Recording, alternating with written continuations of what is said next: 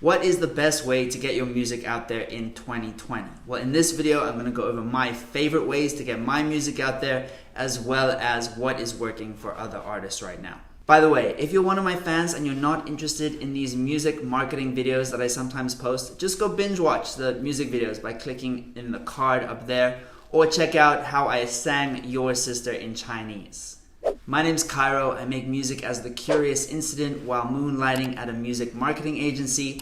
And as a DIY musician, I've had several million views on my music videos on Facebook. I've got over 1.5 million streams on Spotify and Apple Music. And without a publicist, I managed to get a juicy review in a top music magazine. Enough about that. Smash the like button and let me give you what you came here for. I'll fill this video right to the end with tips, but I'm going to start off with my favorite way to promote my music, and that is with Facebook ads. Facebook ads have been a complete game changer for my music because before I figured out how to use them properly, I was feeling pretty lost, feeling pretty forlorn as an independent artist, thinking that it would be too hard for me to make it. I would need to be with a record label or something like that. But then I learned how to use Facebook ads and literally my whole world changed. This was in 2018. The main video that I had success with was a video called Your Sister. This almost has 4 million views now, and it definitely had follow-on, knock-on effects on everything else, on my Spotify, on everything, on the number of fans coming to shows and the number of fans buying merchandise, and it has been incredible. So this was the video over here, Your Sister. As you can see, it's reached 3.6 million people, but it has had more views than that. It's got 53,000 reactions, 16,000 shares. It's mind-blowing, you know? And to see all these reactions has been amazing. The other cool thing is that once people see this video that I'm using and I'm promoting via Facebook ads, they then comment or they like, and I get them to then like the page as well. So I went from having less than 5,000 Facebook likes to now having well over 20,000 Facebook likes. And like I said, it had a knock-on effect. So some of those people that found it on Facebook went to Spotify, some of them went to my old YouTube channel, and some of them went to my Instagram. So my Instagram organically grew as a side effect to the Facebook ads. So in this video, I'll go over briefly the strategy I use to get these fans and how I use Facebook ads. And if you need help with your music career and want to work with me directly, I'll pop my Instagram handle down below. Just send me a DM and we can chat there. I'm actually doing 50% off for anyone who signs up this year because, well, pandemic. And it's been really hectic for musicians, so I want to drop my rates a little bit and see how I can help out. Now, first things first, you don't want to be spamming a link when you're trying to advertise to cold traffic. Cold traffic are people that have never heard of you before. If you put your link in there, they're less likely to click it, right? You don't want to be ramming stuff down people's throats. Look at me, look at me, look at me. You want to be kind of luring them in. You want to be that Pied Piper playing that sweet music down the boardwalk with all the rats following him. Not to equate fans with rats, but you get the analogy. So this is a pretty basic performance video that I did, and I just used one of the first lines in the song, which happens to be kind of enticing, and that is, Your sister is looking at me and it's making me uncomfortable. That's all I said. I didn't really put a link, I didn't spam, I didn't say go look at my Spotify, download, didn't say any of that kind of stuff. So once you've got your creative ready, your music video or your performance piece, you've got your copy ready, you're ready to start making your ad. Now you need to set up your audiences. So initially when trying to get to cold traffic, you have to find the people on Facebook who are most likely to like your music. A little hack is to go onto Spotify into the similar artist section to kind of get an idea of who else your fans also like. Then you can build your audiences in the back end of Facebook Business Manager and then target those people through Facebook ads. Initially, you run a small little test to see which of those audiences work best. For me, it was actually my 21 Pilots audience, which I found a bit surprising because I don't really rap, but I guess there are enough similarities in my music and 21 Pilots music that has a good overlay. So those fans tended to do really well, but the crux is that once you have a certain number of people that have listened to more than 75% of the video, because the video is 3 minutes and that shows a lot of intent, then you can set up what is called a lookalike audience, which will then get you better results and lower costs going forward.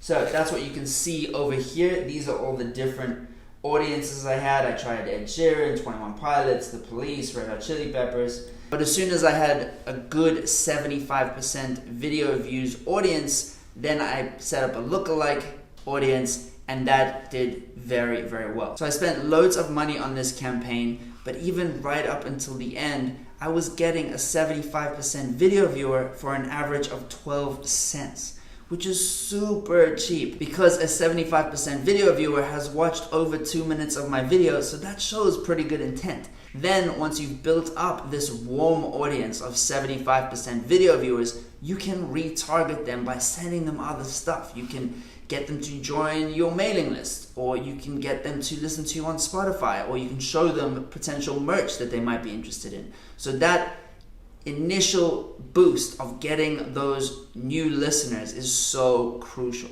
So that's what I was focusing on first, to build up that warm audience, and now I can focus on trying to get them to do other things and go further in the relationship with me as an artist.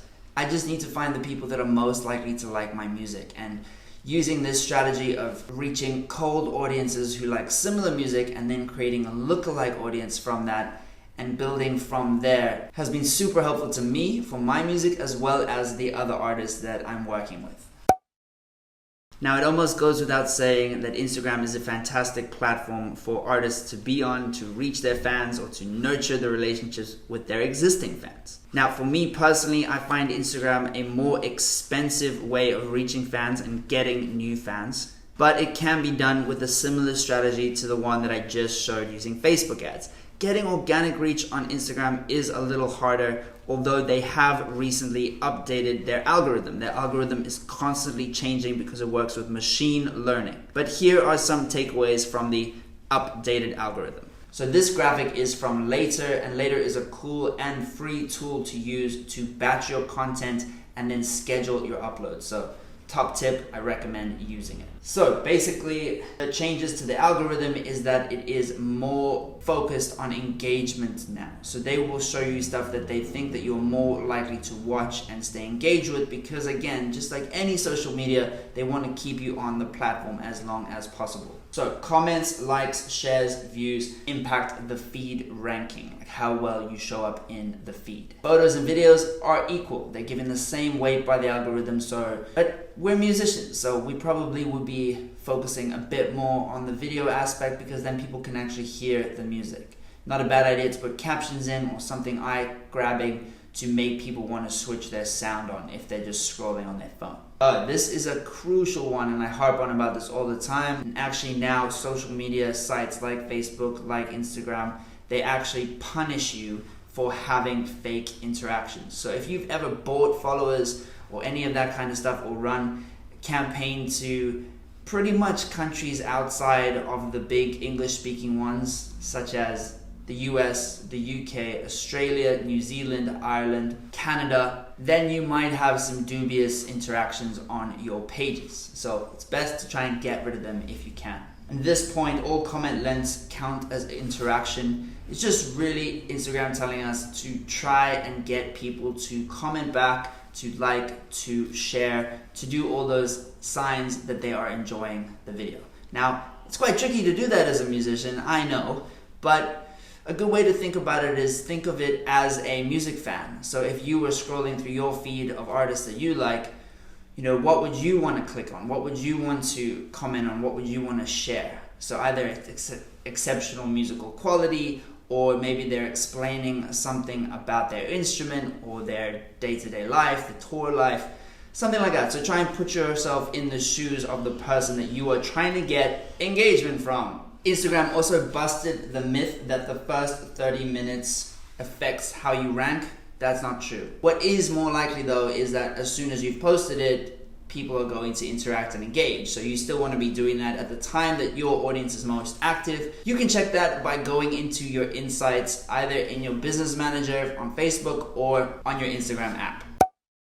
Now, the next great way to promote your music in 2020 is TikTok. Why have I been sleeping on TikTok? I'm having massive regrets for not getting on that platform sooner, because you have seen artists come from nothing to having everything in a really short period of time.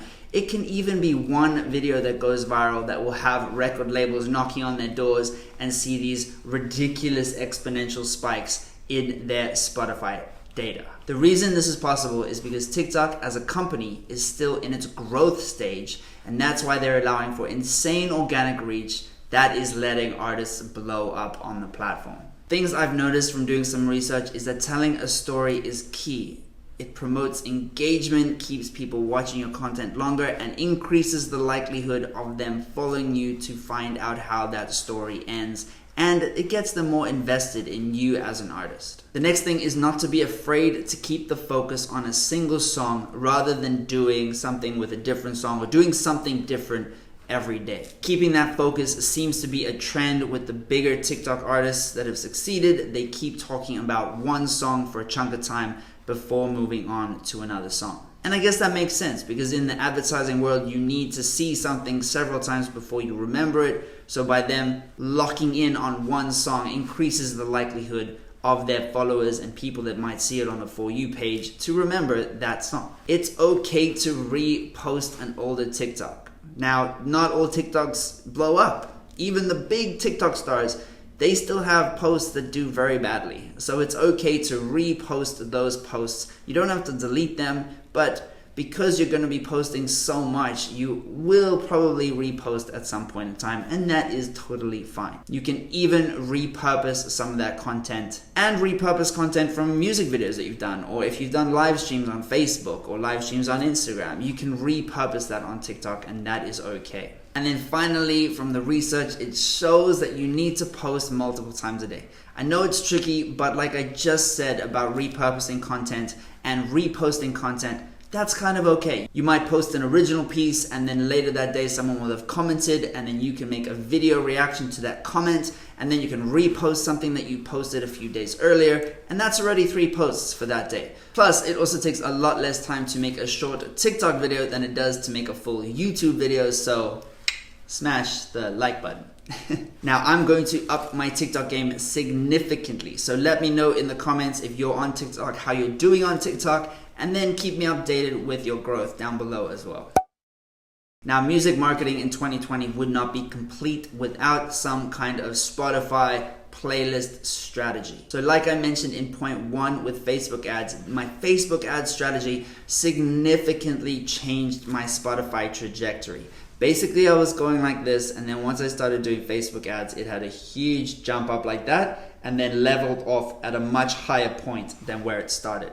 That's quite different to how it's been when I got on some of the Spotify editorial playlists, because then you'll get a big spike for as long as you're on the playlist, but once you're off that playlist, you'll probably drop down to a similar level that you were at before. The advantage of the Facebook strategy is that because these people are discovering you on Facebook and then going to look for you on Spotify, they are more invested. So they're more likely to follow you on Spotify, they're more likely to save the song to a playlist, and that means once you've had that first bump and then it settles down at a higher level, those people are constantly re-listening to the music. So for quite a long time, for several months, I haven't been on any playlist, I haven't released any new music, but my Spotify is at a fair level because my existing fans are constantly re-listening to the song. So if you're an existing fan listening to the songs, thanks. It really helps.